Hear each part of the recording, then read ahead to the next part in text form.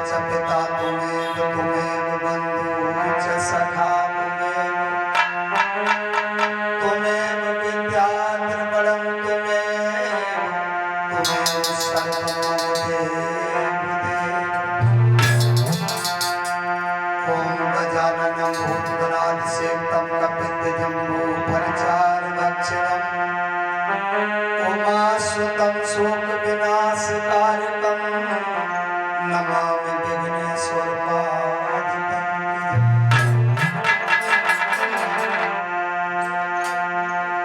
अपने अपने धर्म की सबका पीर, अपने अपने धर्म की सबका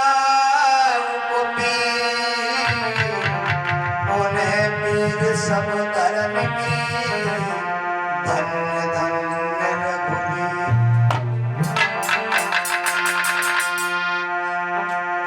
पद्मदेव महाराज को मेरी विनती बारंबार, परमदेव महाराज को मेरी विनती बारंबार।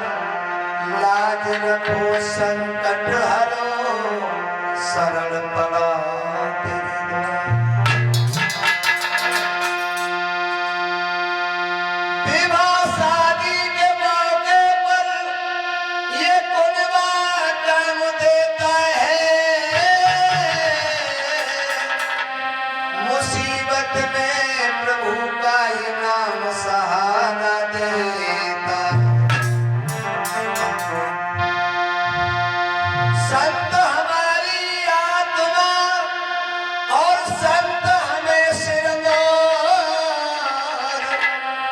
सबको सीताराम है, अपने अपने को। किसी ने पूछा कि नैमी चंद तेरा घर बार कितना है, किसी ने पूछा कि नैमी चंद तेरा धनमाल कितना है, मगर किसी ने नहीं पूछा कि प्रभु से तेरा प्यार कितना।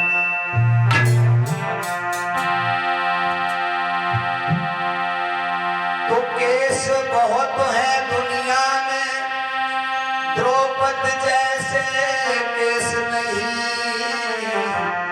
और भेष बहुत है दुनिया में, साधु जैसा भेष नहीं।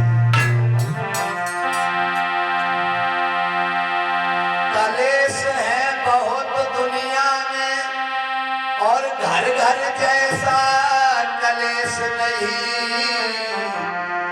देश बहुत है दुनिया में, मेरे भारत जैसा देश नहीं।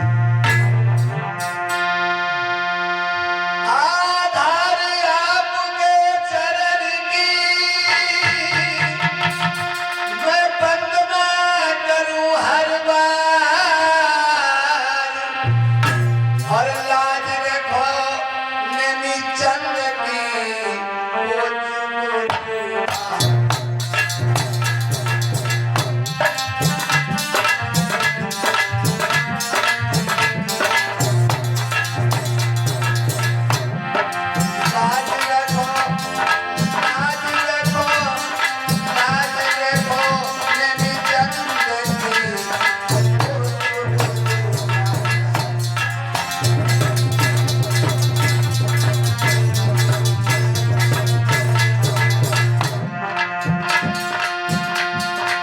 वो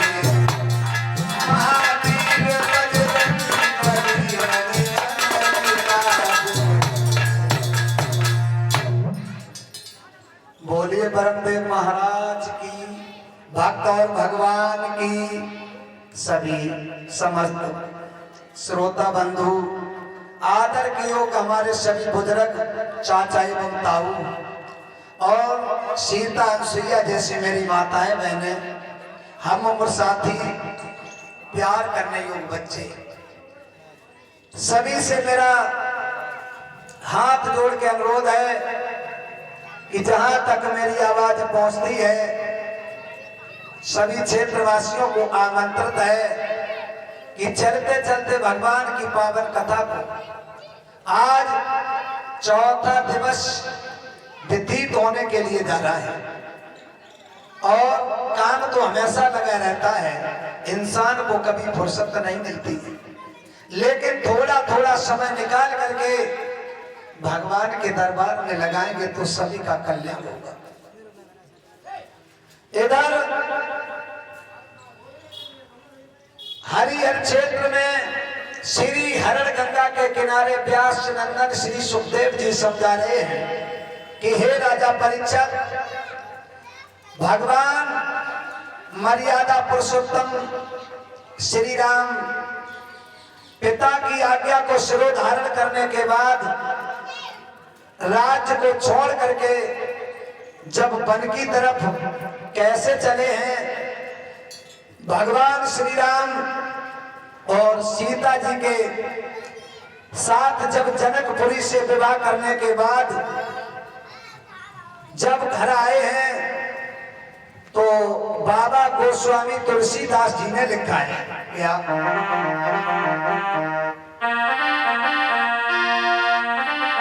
कि जब से राम बिहाए घर आए, नव मंगल मधु बधाए।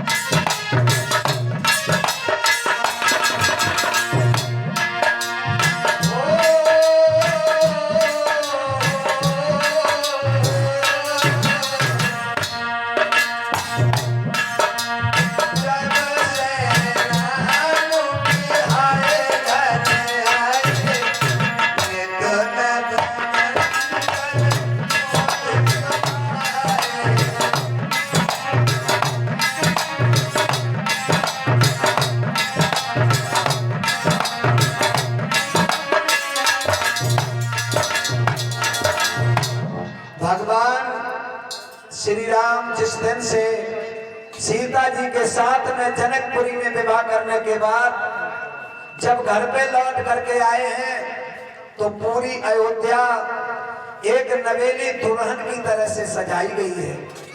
भक्तों, शादी करने के बाद घर में आए हैं तो घर में बहुत बड़ी प्रसन्नता है।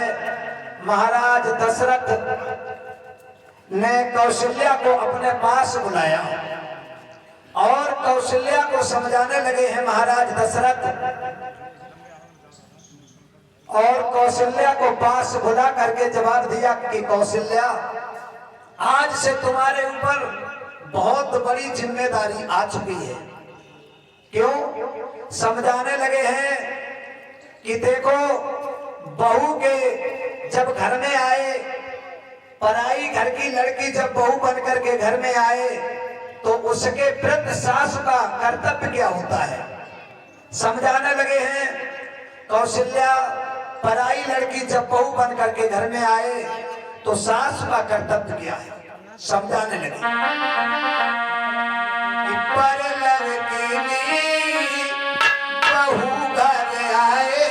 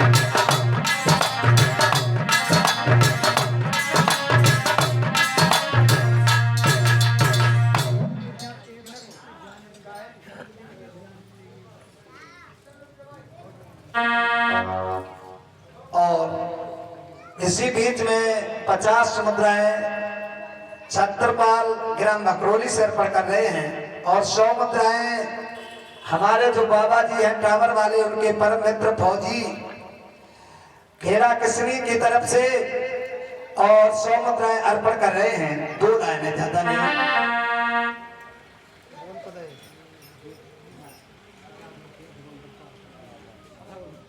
और 50 मुद्राएं जोगेंद्र पाल कटेरिया ग्राम भकरोली से अर्पण कर रहे हैं।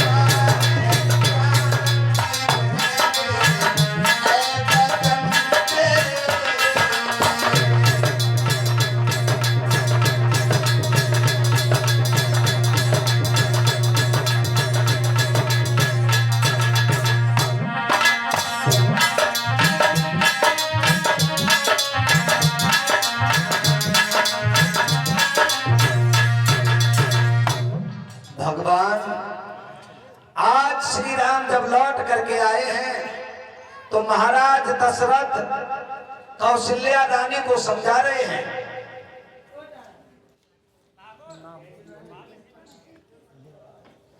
और इस बीच में 100 मुद्राओं से देवदत्त साक्य जी ग्राम खिड़िया मधुकर से अर्पण कर रहे हैं।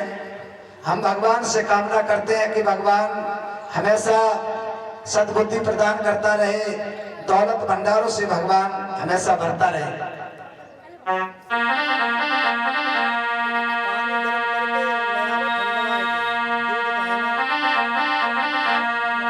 इधर समझाने लगे हैं कौशल्या के लिए कि रानी, अगर पराई लड़की घर में बहू बनकर के आती है तो बहू की रक्षा करने के लिए सास को हमेशा तत्पर रहना चाहिए, इस तरीके से तैयार रहना चाहिए जैसे आंखों की दीदों की रक्षा करने के लिए पलक हमेशा निर्भर रहती है।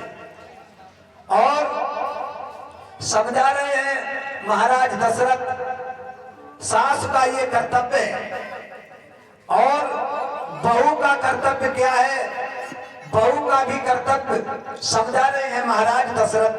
क्या इस आदर सासु ससुर मति पूजा से बन के धर्म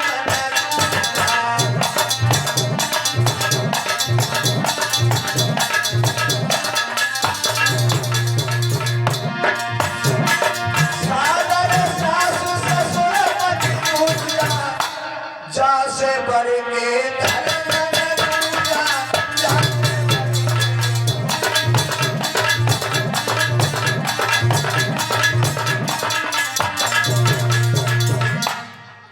का ये कर्तव्य है कि जिस तरीके से अपने माँ को और अपने पिता को समझती है उससे बढ़ करके सास और ससुर को समझे और उनकी सेवा करे, ये बहू का कर्तव्य है।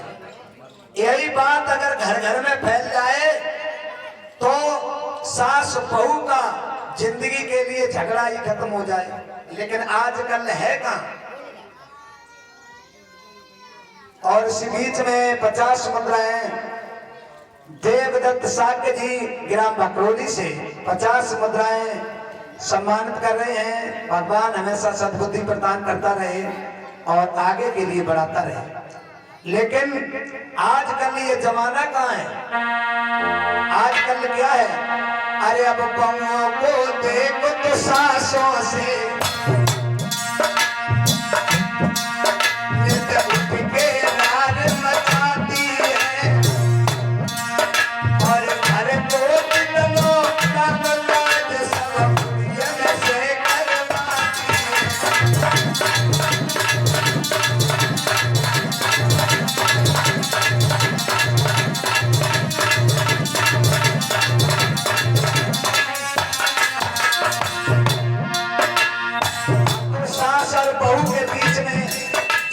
बन चुका है।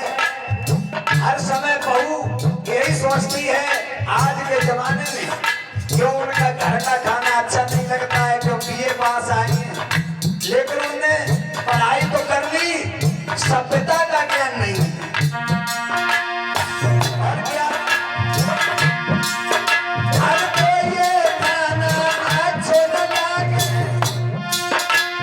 होटल को ललचाती है।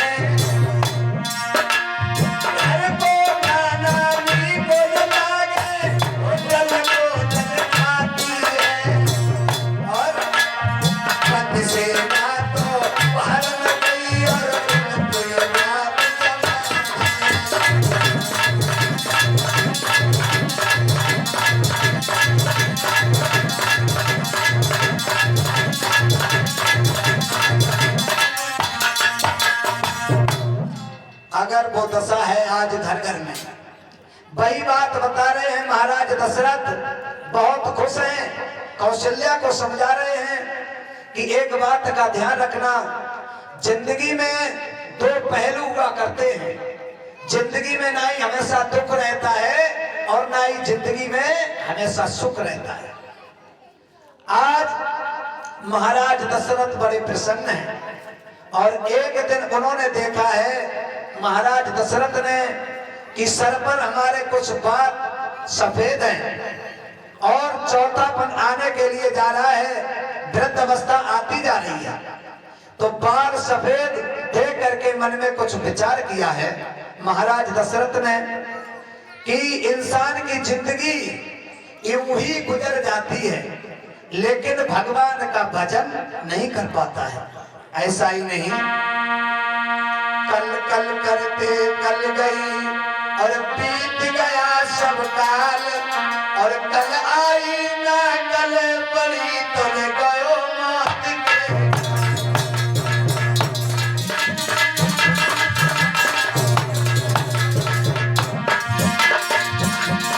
कल कल करते कल गई बीत गया सब काल, और कल आई ना कल पड़ी तुम गयो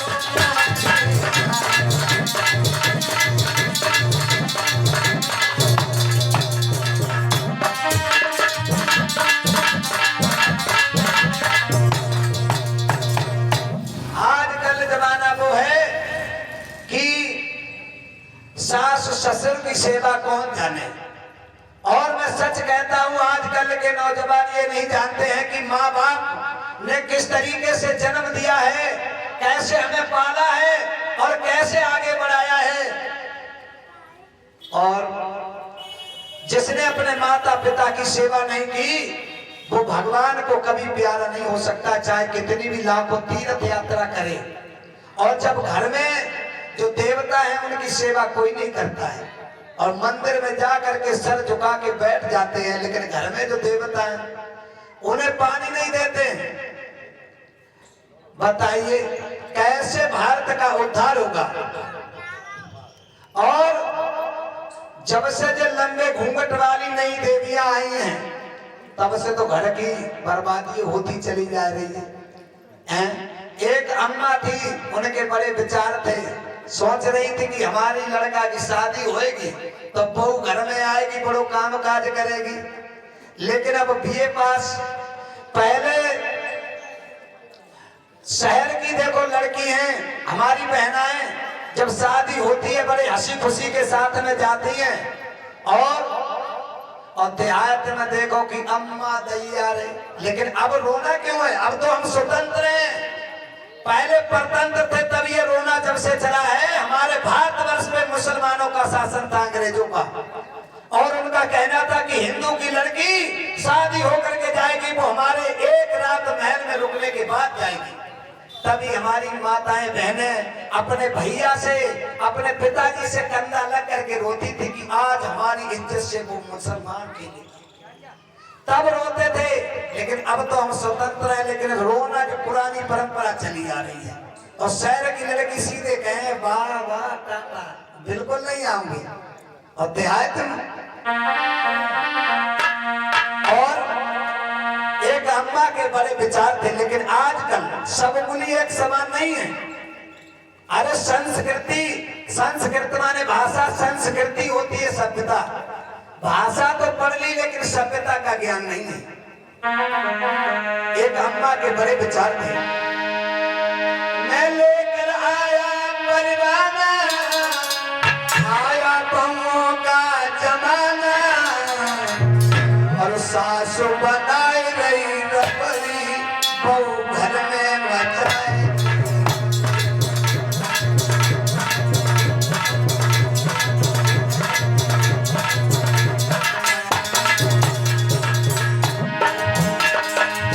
सासु के बड़े विचार है कि हमारे लड़का की बहू आएगी, चारपाई पे बैठ के भोजन कराएगी। लेकिन अब बात क्या है, सास तो रबड़ी खवा रही है, लेकिन बहू घर में गड़बड़ी मचाए रही है।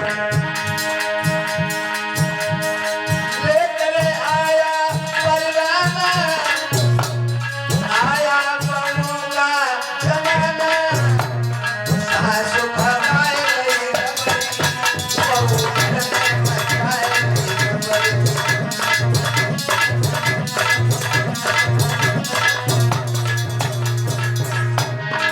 और अपना सोच रही है वो सास, क्या सास गए बहू आएगी जरूर, आकर के पोछा लगाएगी जरूर। लेकिन सासु लगाए नहीं पोछा, बहू आएगी जरूर।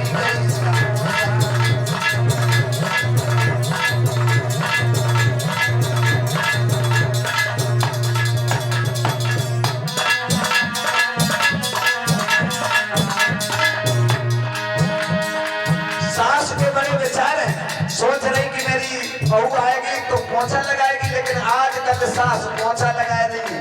अब बहू तो बीए पास है, वो आराम से बेड पे लेट रही।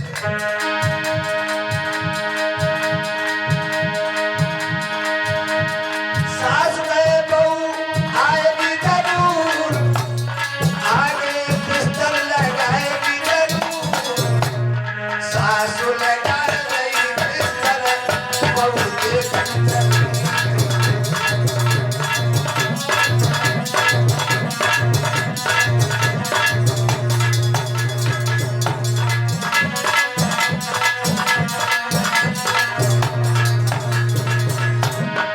आजकल वो दशा है, वो जमाना है, क्या बताऊं। सास गई बहू आएगी जरूर, आकर के आटा लगाएगी जरूर, सासु लगाए रही आटा, बहू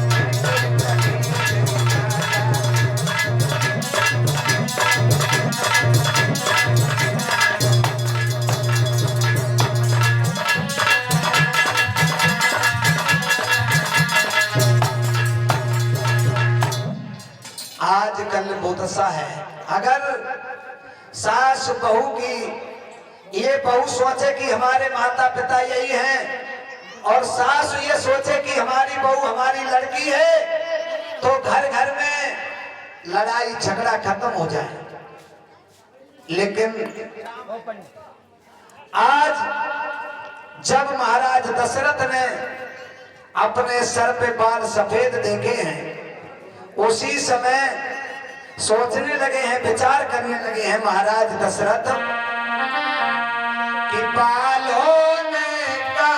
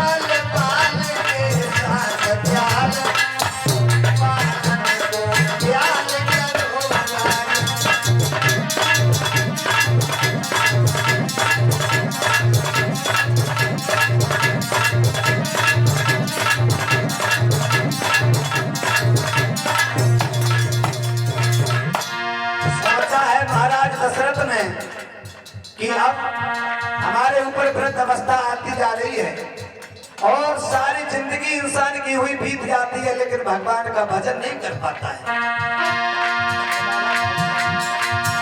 बैठी है दुनिया कमर में,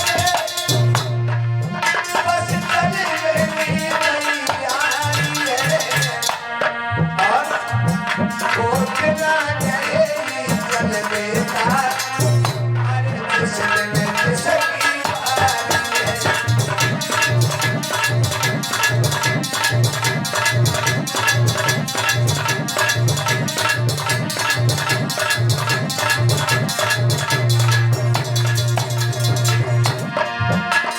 सोचा है महाराज दशरथ ने कि ये दुनिया, और इस बीच में हमारे बड़े भ्राता जी लटोरी सागर जी ग्राम खजुरा से अर्पण कर रहे हैं, भगवान को सुख शांति प्रदान करता है।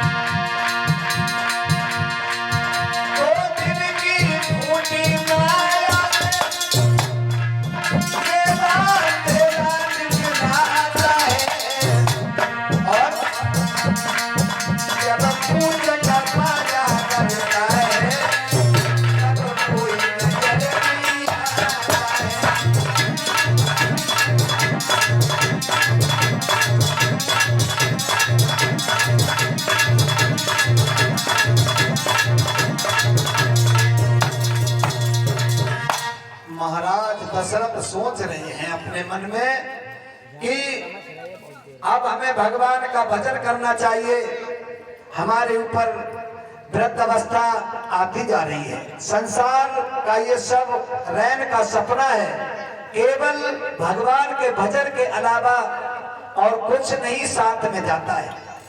परमात्मा का ध्यान करना चाहिए, संसार की मोह माया को छोड़ देना चाहिए। तो गुरु वशिष्ठ के बुला करके आज महाराज दशरथ ने सलाह मिलाई, और उसी समय गुरु वशिष्ठ ने जवाब दिया है कि तुम अपने बेटा राम का राज तिलक करो।